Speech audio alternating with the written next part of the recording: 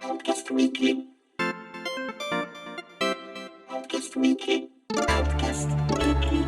Outcast Weekly. Outcast Weekly. Outcast Weekly. Ciao, sono Andrea Maderna, state ascoltando o guardando, se siete sul canale YouTube, un episodio un po' particolare di Outcast Weekly. Particolare perché? Perché c'è questa introduzione in italiano e poi vi lascio un'intervista in inglese, anche se vabbè, potete provare a utilizzare la funzione automatica di sottotitoli di YouTube in inglese o anche tradotto in italiano. Non è perfetta, ma l'ho usata ogni tanto e mi sembra funzionare comunque ormai abbastanza bene nei limiti di una cosa automatica. Ad ogni modo, intervista in inglese, in video, seppur la faccio un po' tagliata perché vabbè, Skype ha registrato così, a Frank Cifaldi, una figura che abbiamo già trattato in realtà su Outcast.it con un mio vecchio articolo su un suo intervento alla GDC e con il reportage, il podcast sulla GDC dell'anno scorso in cui ho raccontato un suo altro intervento.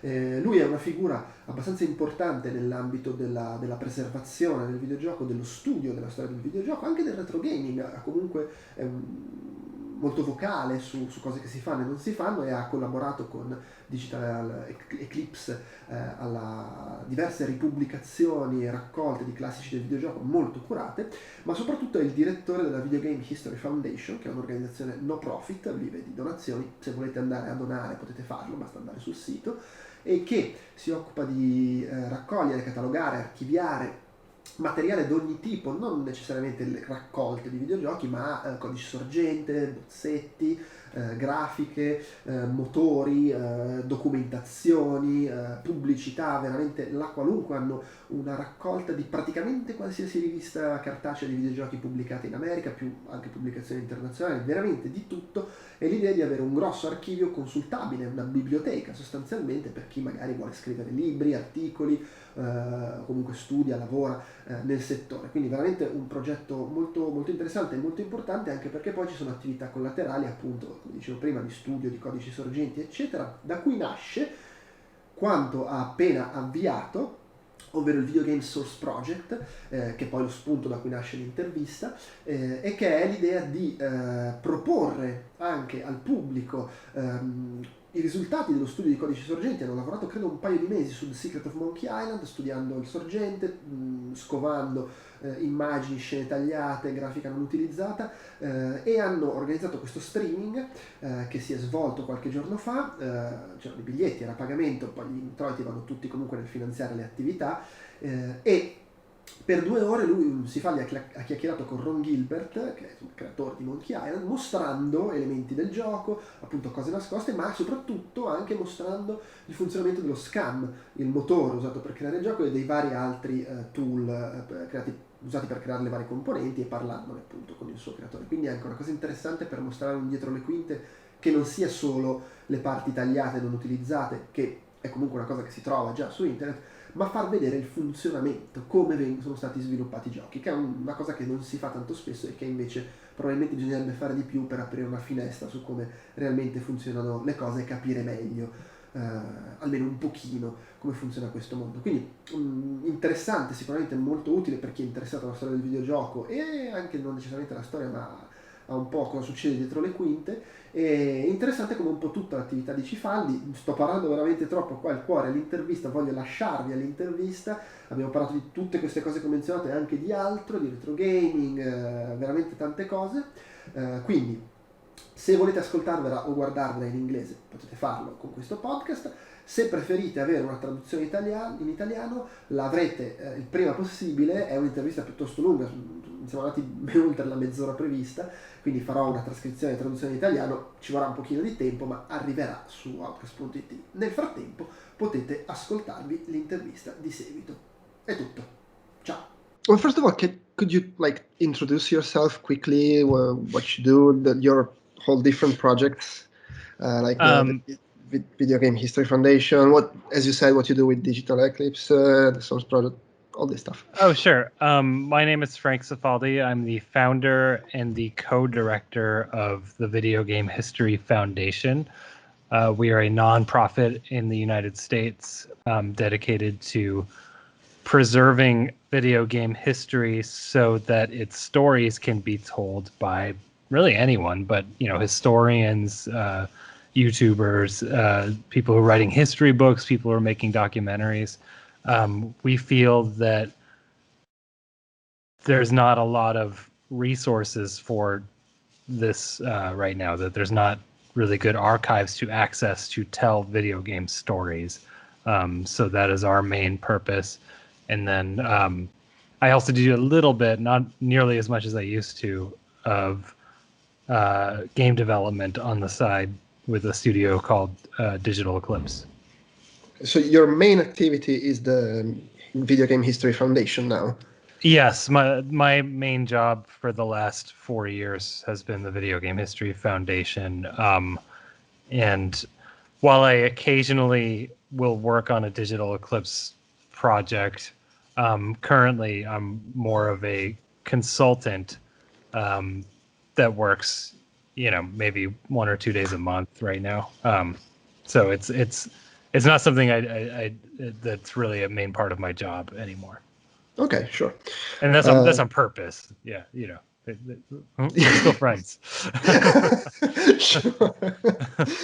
Well, I found out about you because I saw one of your talks at GDC. I saw it on the GDC channel, and then I think last year I saw you in person at GDC. So I've been stalking you because I'm really into game preservation and Did you go to the gaming and talk stuff. last year too? Yeah, I went to the talk last year, and I was fascinated by this. Wasn't in the talk last year. It was in the other talk. The whole comparison you made between movies and video games, and the fact that you can rent. I don't know. Uncle Buck, I think, was the example you made. Yeah, you can find Uncle Buck, but you cannot find necessarily the equivalent game from I don't know, from the 80s. Do you see this getting better in any way with years going by, or? No, I mean, are you asking is it better now, or are you asking if I project that it will get better? Well, is it better from, I think it was from 4 or 5 years ago, that talk. Is it better now? Is it getting better? Yeah. No, I don't think the state of things is any better now. And in fact, I would guess that the elimination of Nintendo's Virtual Console service alone has probably made the percentage of older console games go down since that talk. Would be my guess. I haven't looked into it, honestly. That said, I think that I think all the same trends have continued. I think you see things like Hamster's Arcade Archives. You still see the occasional M2 project. You still see Digital Eclipse projects. There's been, I think, maybe 2 more since that talk. So I think if you're asking, has the overall availability gotten better? No, because no one's stepped forward and provided a service, an easy to access service with a lot of older games.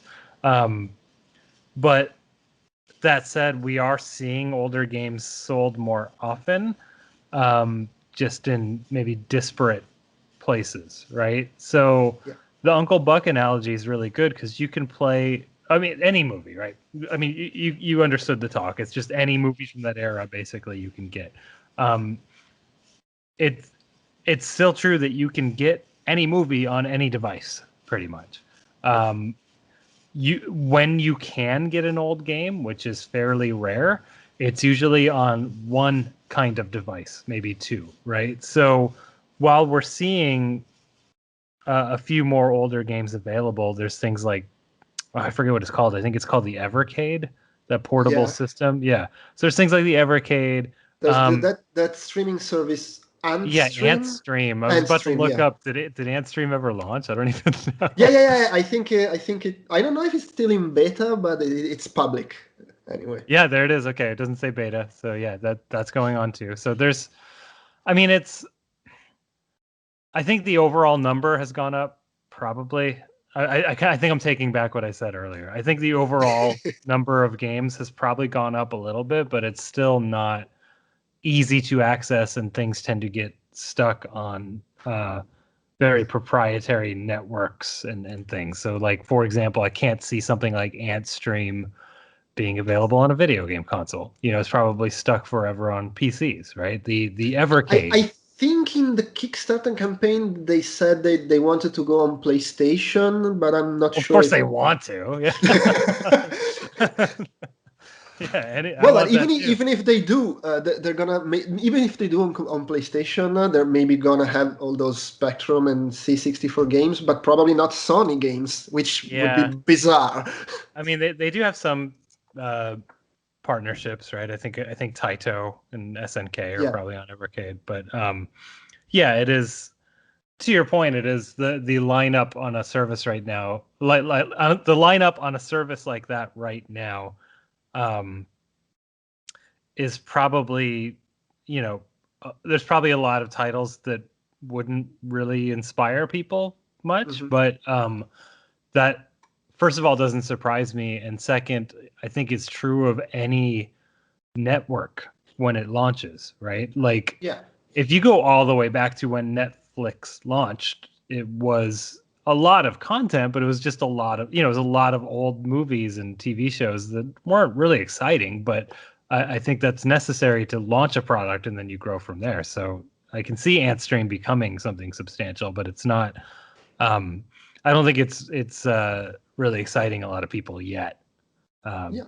But but it's still pretty early in its life cycle, and it could be the one. I still think there's going to be a service that comes along that establishes the playbook for everyone else, in the way that Netflix did, right? Like, there's, Sure.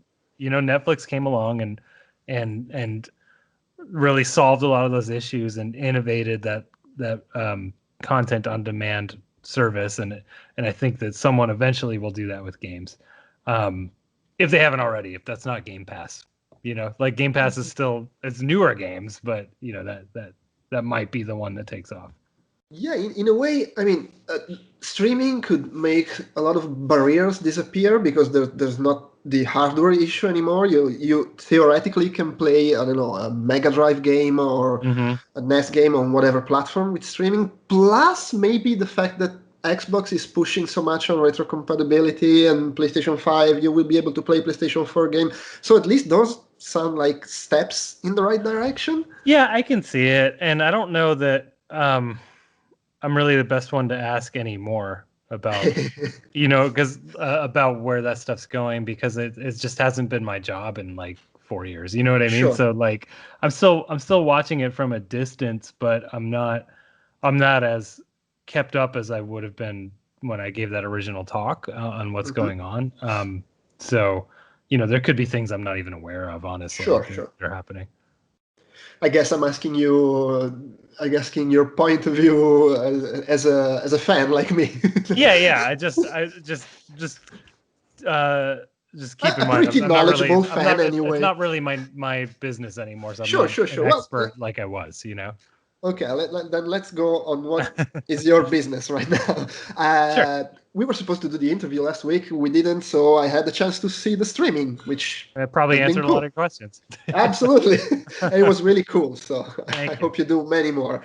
But I hope I don't. It killed me. but I'm curious how I mean I'm guessing you didn't just contact Ron Gilbert. You have been making calls to different sources, and I'm just curious if you have how the answers have been. Have you seen enthusiasm from the community of developers and publisher, or is there any kind of Yeah, interest? well, I mean, it's, no one's seen it yet but the people who bought tickets. Sure. So, everyone who's seen it was, of course, enthusiastic about it. We got a lot of positive reception for sure. We've got a lot of requests for doing more. Typically with other LucasArts or Lucasfilm Games employees, because that's probably mostly who we attracted with the Monkey Island stream.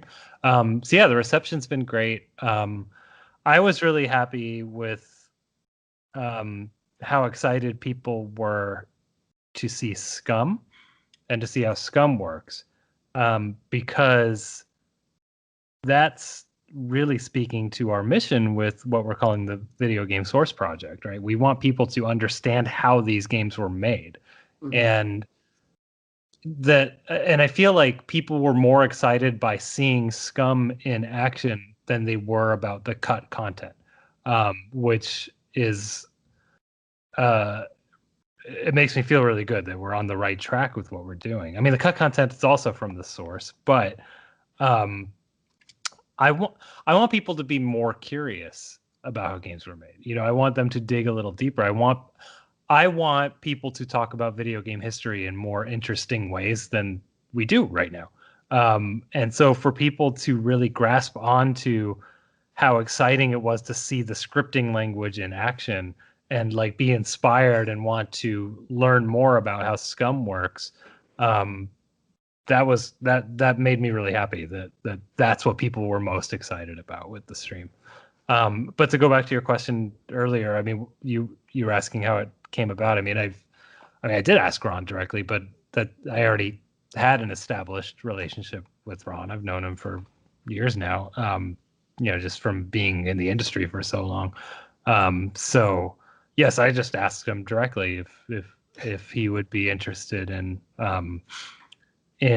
helping us out for the 30th anniversary with a charity stream. And he really, you saw in the stream, Ron's a big supporter of what we're doing.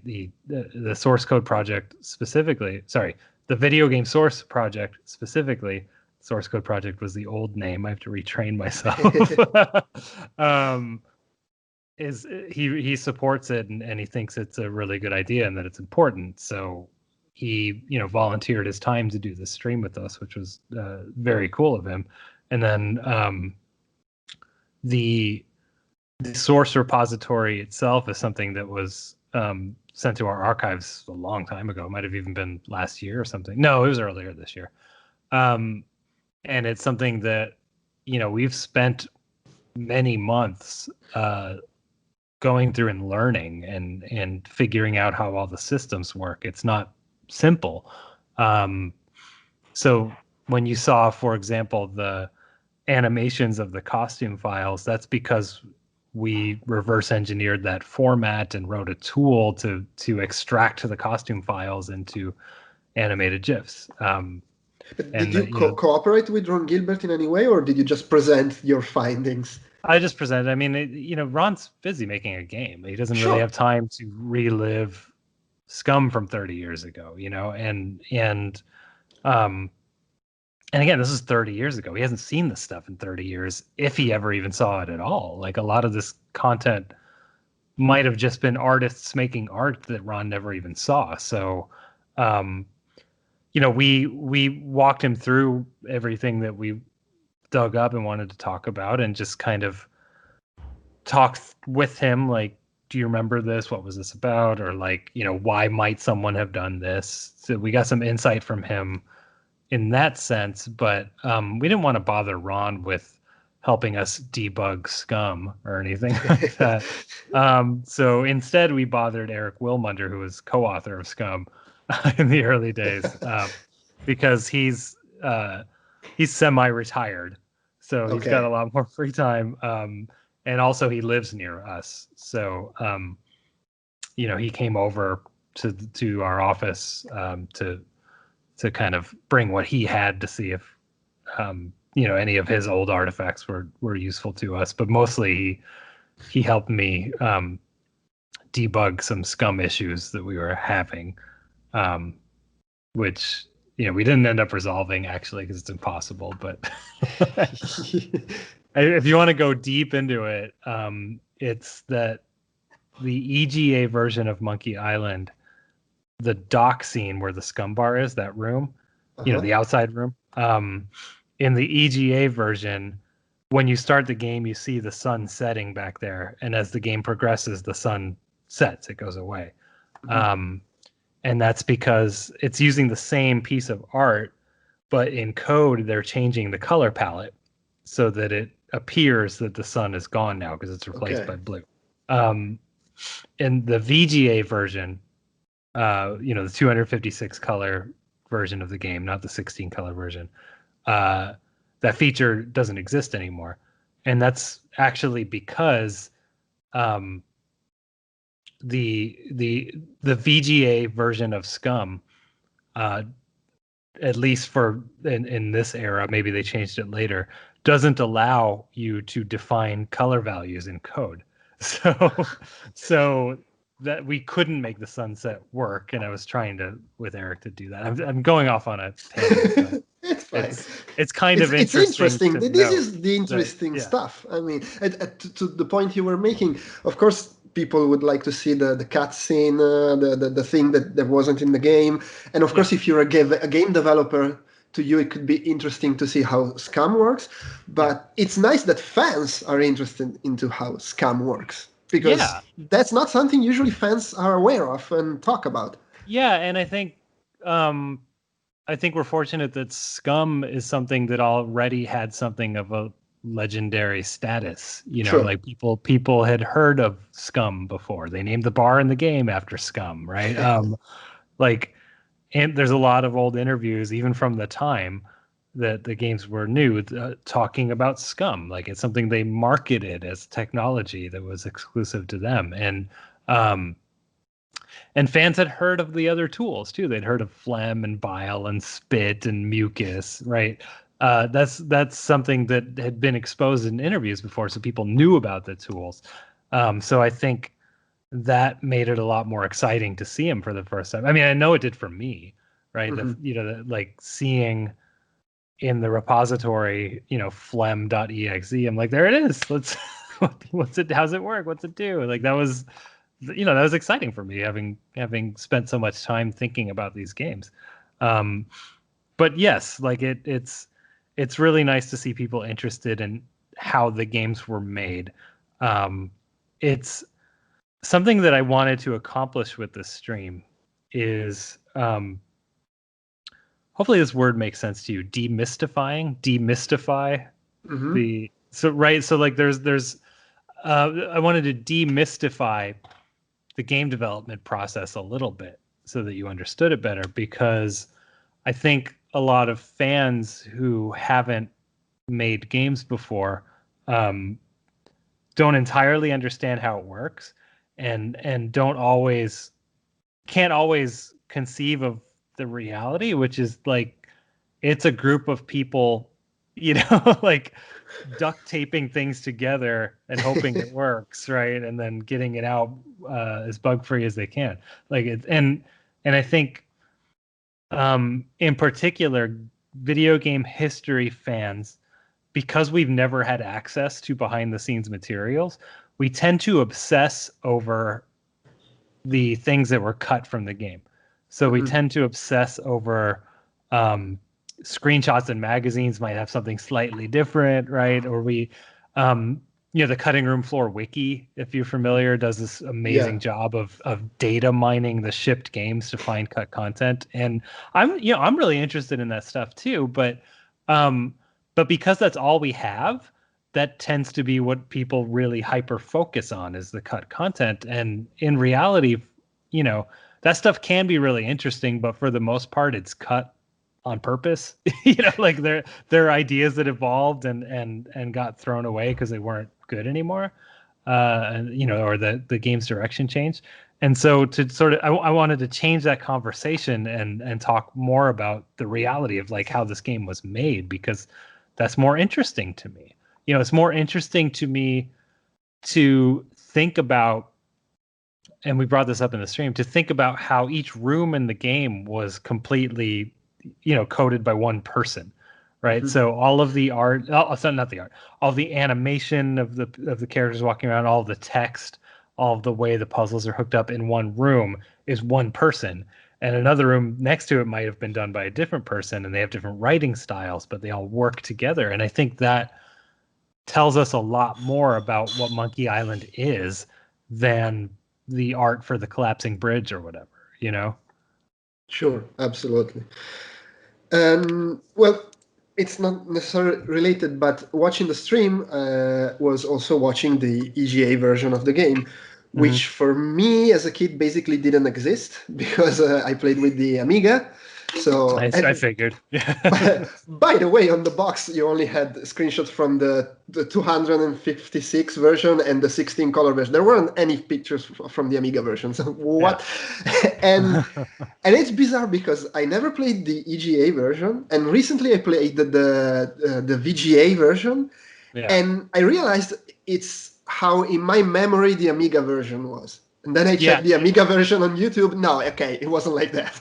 Yeah, the Amiga version took the art from the VGA version and compressed it down to 32 colors. So yeah, the VGA version would be like the master version of the Amiga version. Yeah. Okay. But why do you think? I mean, why? It's probably not commercially viable. But I mean, you buy the special edition and you can play the classic version, but it's just one of the classic versions, and that's something also that's clearly missing. If you think of all the computer versions of arcade games, it would be nice to have access to the Spectrum 664, Amiga, whatever version of every game. I'm sure, of course, you have them on emulators, but I'm talking about... Well, sure. I mean, I can't speak to the LucasArts projects, but yes, that's something that we try to do as much as we can with the Digital Eclipse projects. Yeah. So, for example, SNK 40th Anniversary Collection, it was agreed early on, even though some people involved were like, why would we put the inferior versions? We wanted to include the NES games with their arcade counterparts. In that instance, it was really licensing that prevented any other versions, because all we were really focusing on were the games that SNK made. So, for example, the Spectrum version of Athena, that's not something SNK made. Sure. You know what I mean? So, like, that's why we didn't include that.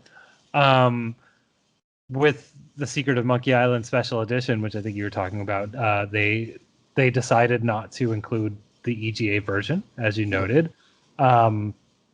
My guess would be lack of awareness that there was anything special about it, right? As an historian and as a fan, I know that was the original version. I know that is the art that Ron and Tim and Dave were looking at when they created the game. I know that it's the first one that was released. I know that the VGA version, and we know this from the source code repository as well, we know that the VGA version just took the EGA art and painted over it, right?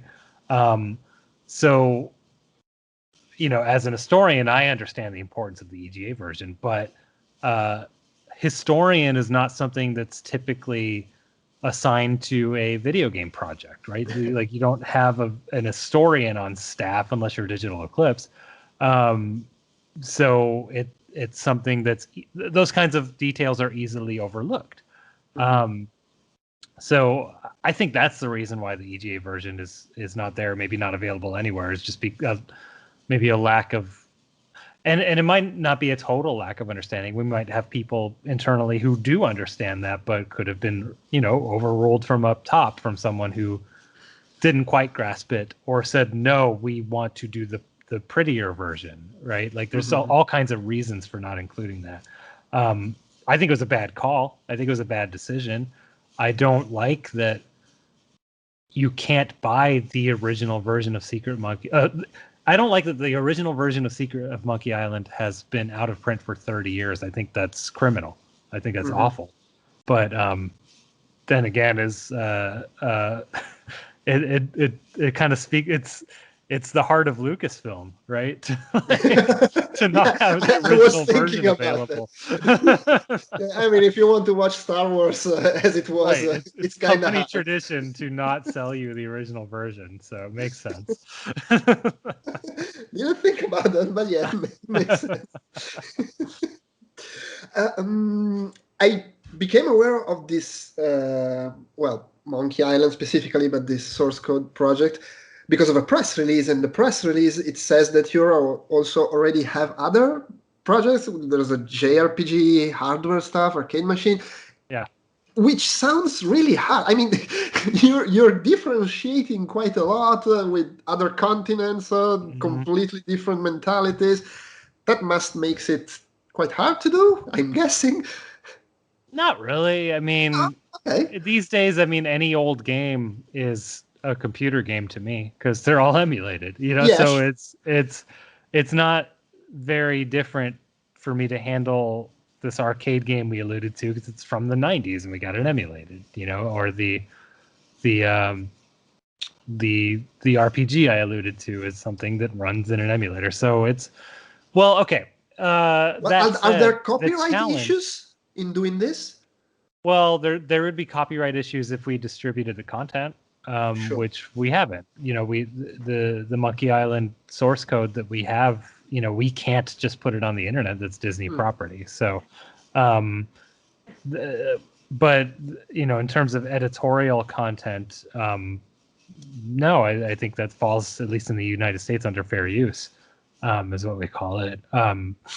But that said, we try not to.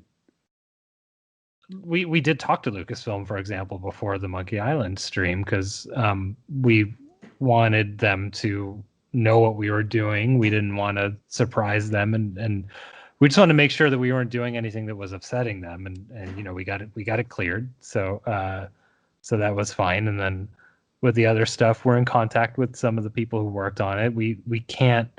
We're unable for any of the projects we're working on to obtain the copyrights to the games. That's outside of our scope, and it's something that would probably require an amount of money that we don't even have.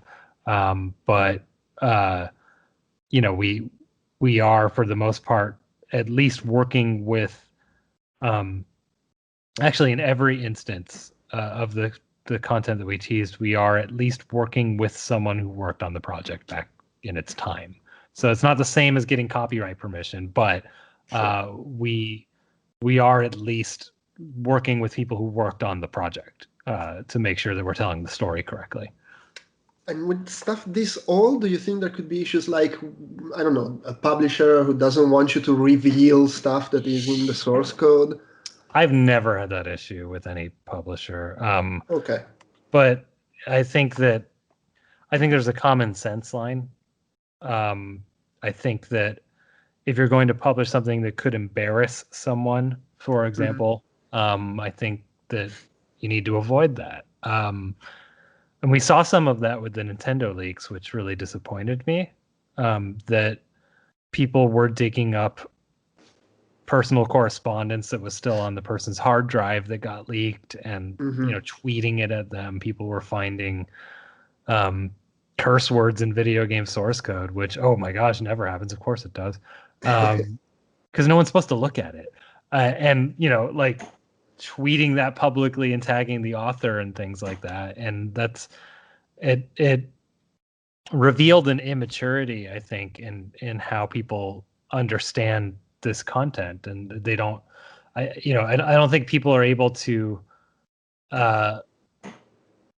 generally look at this content and understand, like, this was a person's computer. Like, there's stuff on your computer too that you would be embarrassed if people tweeted.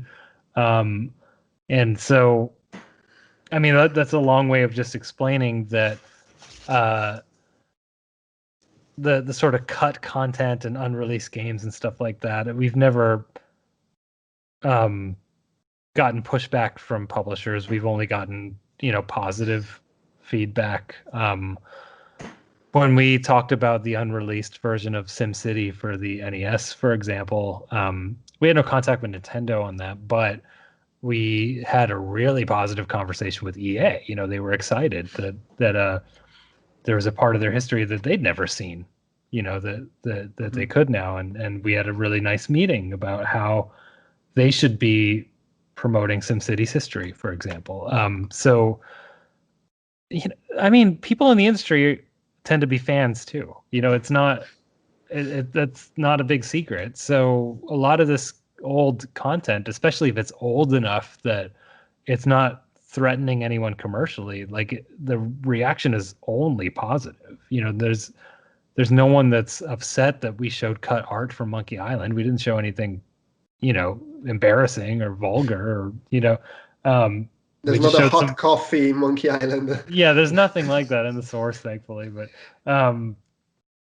But yeah, so no, it's not been an issue. Copyright, of course, is something that is a nice to have, but it's just unrealistic for a lot of the work that we're doing. So that's why we tend to publish content around it, not the actual files themselves. Sometimes we publish the files, not every time. It's just a matter of, again, of common sense. Like, are we going to make anyone mad if we put this out? So we do have to walk this tightrope because we have this content in our collection that theoretically a researcher could come study. But we can't let them take it home or anything like that. Sure.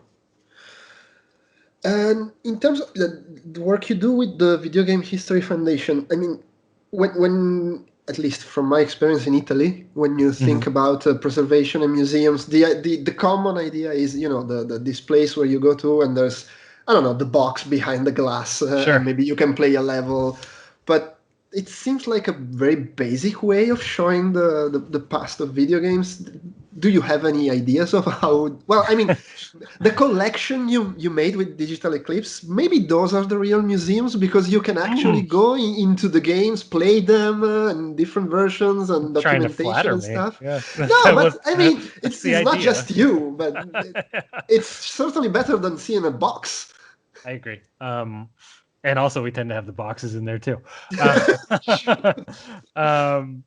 Yeah, I mean, the idea of putting a video game in a museum is still very new.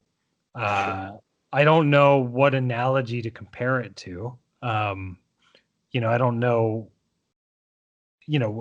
Does film have the same struggle? I don't know, but they tend to show props and things like that, I guess, when there's displays of film history.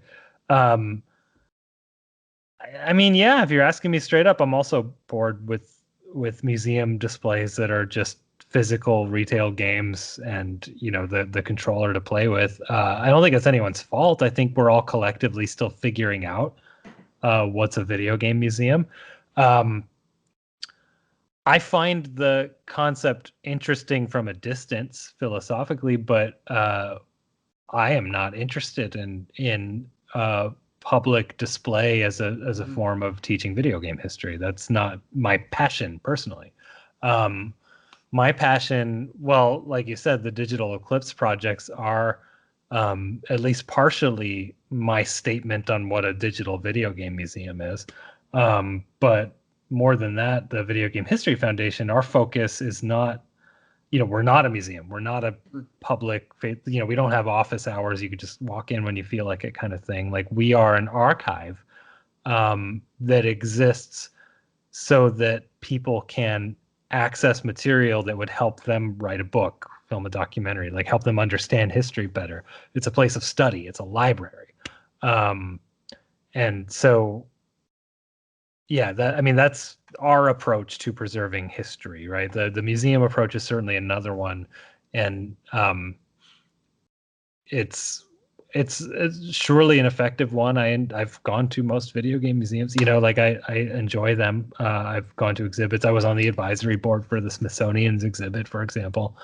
But it's just one way of preserving history is letting people look at the physical artifacts, and it's not one that I'm personally that interested in. We do a little bit of it though. Yeah, but you are, come on, you wouldn't do the collection, you wouldn't do the stream if you weren't interested in showing these things to the No, people. I mean the retail games and like giving you, like, I don't personally think it's that important that like someone sits down with the original video game controller for the Mega Drive. Sure.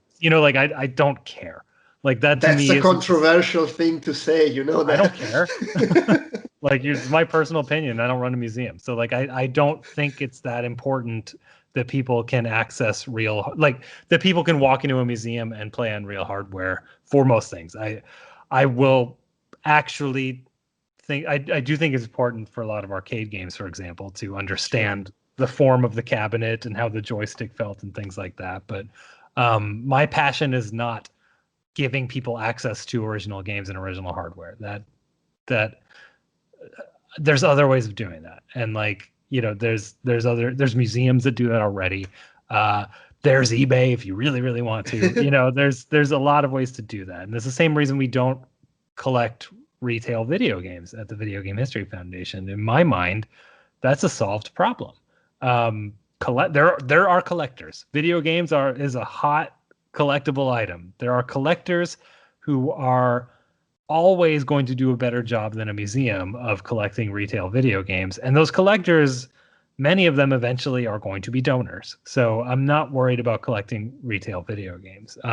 So that's why we focus on the things that collectors either aren't focused on or just kind of can't access, right? So the source code for The Secret of Monkey Island, you know, that's not something it's not a physical object that goes on a shelf. It's a digital collection that was donated.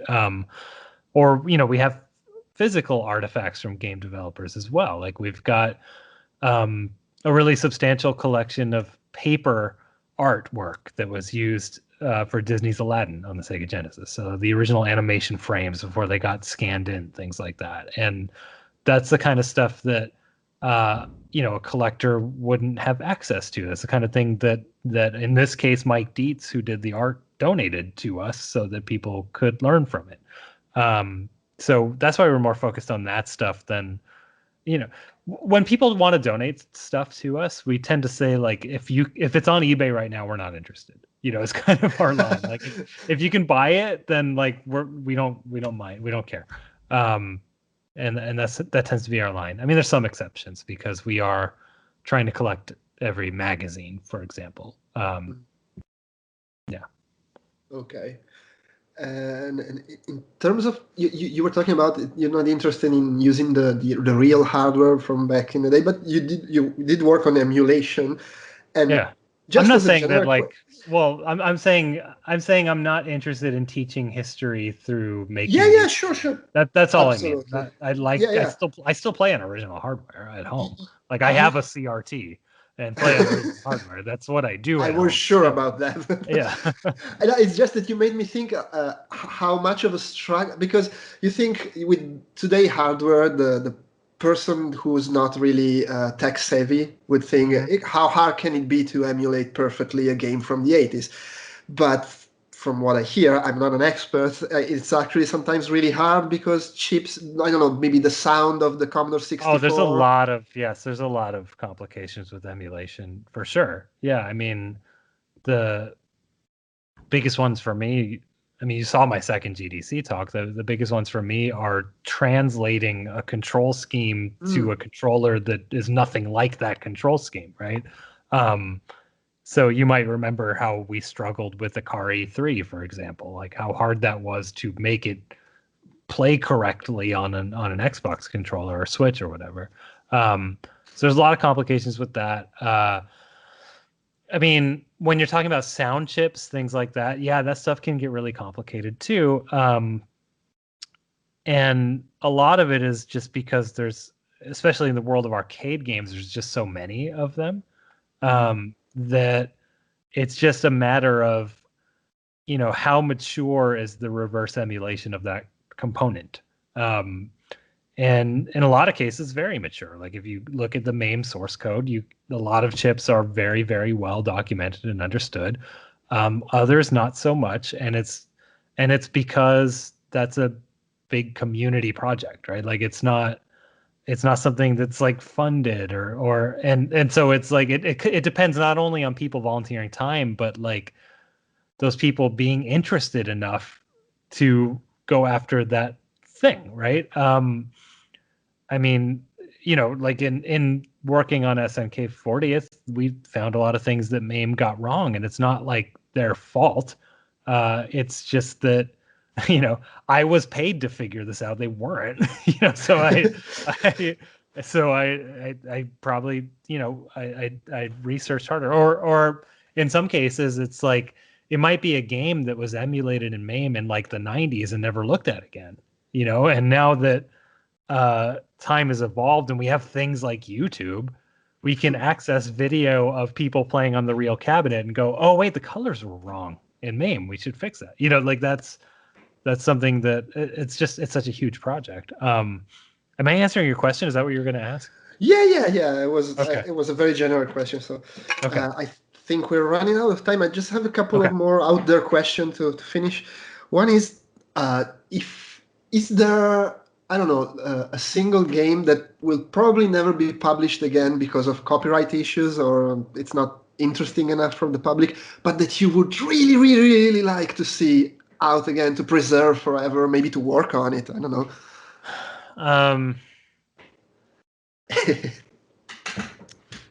I mean, my dream projects at Digital Eclipse were always Monkey Island and Mother 3. So those are good answers. I think both are games that haven't been treated particularly well in terms of access to them. That you can get Secret of Monkey Island Special Edition. You can play the main game for sure, but I don't feel that there's been a release of Monkey Island, that the first one anyway, that speaks to me as the fan, as someone who wants to celebrate its history. I think that Special Edition did a good job of creating a product that would put the game in front of new people by having HD graphics, but I think that game is worthy of something a lot bigger than that. I think it's worthy of something that's a little more quiet and reflective, and is celebratory of its history as opposed to a visual facelift. So that's a big one. And Mother 3, of course, first of all, was never officially released outside of Japan. The audio in the Game Boy Advance game can be improved dramatically because it actually gets compressed by the hardware. So the raw audio for Mother 3 sounds a lot better than anything you can actually play. So restoring that would be great. Like increasing the screen draw size so that it's 16:9 now would be great. But also for Mother 3, that game started life as a Nintendo 64 game, got really far along, and we know that there are playable demos of that canceled version of the game that I would love to present as like a look behind the curtains of how this game was made, to show you that original version and how that played, and so that you understand some of the decisions that were made in the Game Boy Advance version. So yeah, those would be my two. Sure. That I would personally like to work on, because I think that I think I could do them some justice, I guess. Do you think retro gaming and in general games from the past are, I don't know, breaking through with younger people? Because of course I'm gonna be interested. I've been playing since the Atari VCS. I like the history of games. But do you think, I don't know, a kid right now likes Super Mario Bros. For NES? Yeah, but it's because content creators are making content with them. So I think I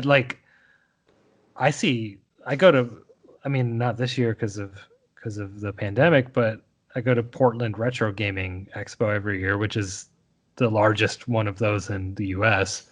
And I see tons of small children who are very excited by what's around them, who are like explaining older games to their parents who were around at the time but didn't know about them. So there is an interest, but I don't think that it's ever going to be like a giant market for kids to sell old stuff, and I don't think it should be. I think that kids should be inspired by new things, Sure. like they should. But that said, a big part of my passion for wanting older games to be available to people is that I still think I don't necessarily believe that like we should sit young kids down with old games and make them play it or anything like that. I don't think they need to, but I think there's so many ideas from the old days that haven't been fully explored and fleshed out that I want people to be able to find them if they're interested, so that they can be inspired to create weird new art that excites me, right? I mean, Undertale is such a classic example. Undertale doesn't happen if Toby Fox doesn't have access to the Earthbound ROM and emulator and hacking tools, right? That's where Toby Fox got his start. And that's what became Undertale, which is now its own thing, right? And if we don't have access to this older stuff, we're gonna lose out on like the Undertales of tomorrow, and I think that's really upsetting. Yeah. I played with my daughter all the Pat games from Ron Gilbert. Yeah. She loved them, but after playing all of them, she went back to the first one, and she was already complaining because the graphics were low res, and she was 4 years old. So okay. But yeah, she's used to Putt in space or whatever. Can't go back to the parade. Well, anyway, just one last question that I give to everyone. What is the last great game you played, and why do you think is great? It can be a new game, an old game, doesn't matter. I'm currently playing Dragon Quest XI, and it is so comforting because it's just a JRPG. That's all it is. It's not trying to be anything else, and it's not ashamed of it. So it is just the most classic traditional JRPG possible, but it's beautiful as an Unreal Engine. I'm able to run it on my computer at 4K 60 FPS, and it looks amazing. So I'm having a really good time with that right now. I don't know if I'd say that it's not a groundbreaking game, but I've been playing for dozens of hours, maybe a half hour at a time. Just like come in, chip at it, go walk away from it again, and I'm really enjoying playing it that way as opposed to marathoning it. And Dragon Quest games in particular are really good at that. They're really good at giving you something to do that takes maybe a half hour, and then you save your game, and then you go on with your life. And so I'm really enjoying it for that reason. And then before that, the last game that I played that I was really into was Control. I really like Control. I thought that it had really good combat mechanics. I thought the way that the world was connected really seamlessly was cool. I thought the art direction was amazing in that one. So I really recommend Control as well. Okay, thanks. Yeah. All right.